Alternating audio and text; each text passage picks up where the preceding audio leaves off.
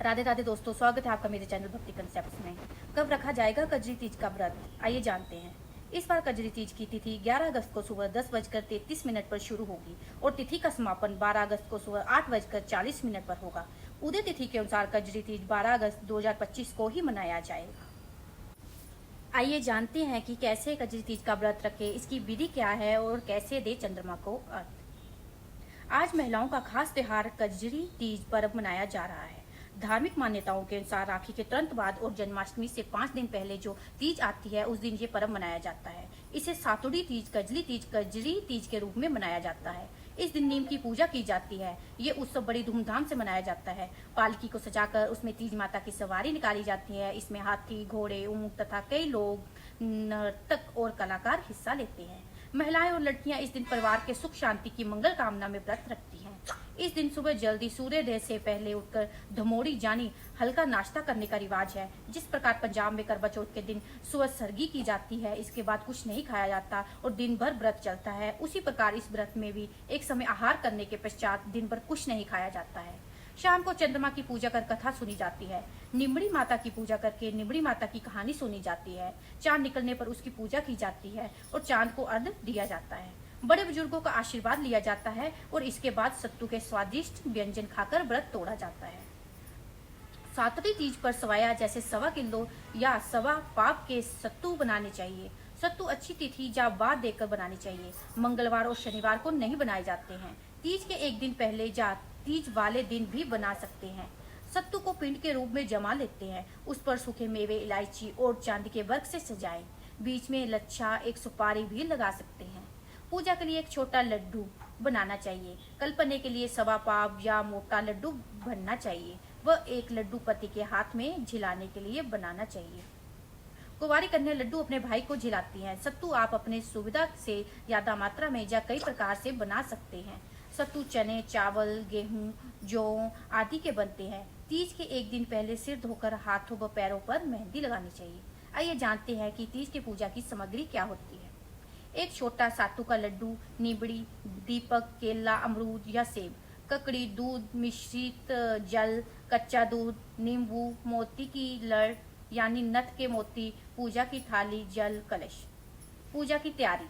मिट्टी व गोबर से दीवार के सहारे एक छोटा सा तालाब बनाकर घी गुड़ से पाल बांधकर नीम वृक्ष की टहनी को रोप देते हैं। तालाब में कच्चा दूध, मिश्रित जल भर देते हैं और किनारे पर एक दिया जलाकर रख देते हैं। नींबू, ककड़ी, केला, सेब, सातू, रोली, मोली, अक्षत आदि थाली में रख लें। एक छोटे लोटे में कच्चा दूध लें। तीज पूजन विधि। इस दिन पूरे दिन सिर्फ पानी पीकर उपवास किया जाता है और सुबह सूर्योदय से पहले धमोली की जाती है। इसमें सुबह मिठाई, फल आदि का नाश्ता किया जाता है। सुबह नहा धोकर महिलाएं 16 बार झूला झूलती हैं, उसके बाद ही पानी पीती हैं। सायंकाल के बाद महिलाएं 16 श्रृंगार कर तीज माता अथवा निम्बड़ी माता की पूजा करती हैं। सबसे पहले तीज माता को जल के छींटे दे, रोली के छींटे दे व चावल चढ़ाएं।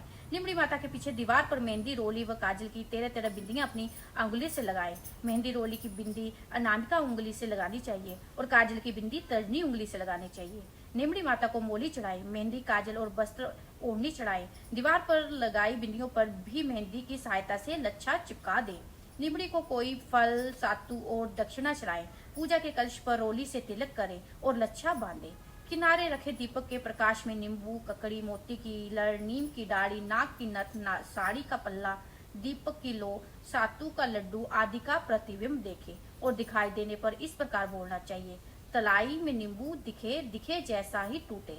इस तरह बाकी सभी बस्तियों के लिए एक एक करके बोलना चाहिए। इस तरह पूजा करने के बाद सातुड़ी तीज माता की कहानी सुननी चाहिए, निम्बड़ी माता की कहानी सुननी चाहिए, गणेश जी की कहानी व लपसी तपसी की कहानी सुननी चाहिए और रात को चंद्र उदय होने पर चंद्रमा को अर्घ दिया जाता है।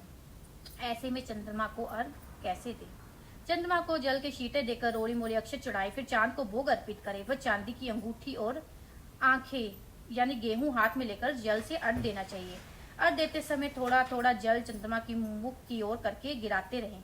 4 बार एक ही जगह खड़े हुए घूमें, परिक्रमा लगाएं और अर्घ देते समय सोने की सांकली, मोतियों का हार, चांद से अर्घ देता जीवो वीर भक्त तार, सत्तू के पिंडे पर तिलक करें व भाई पति पुत्र को तिलक करें।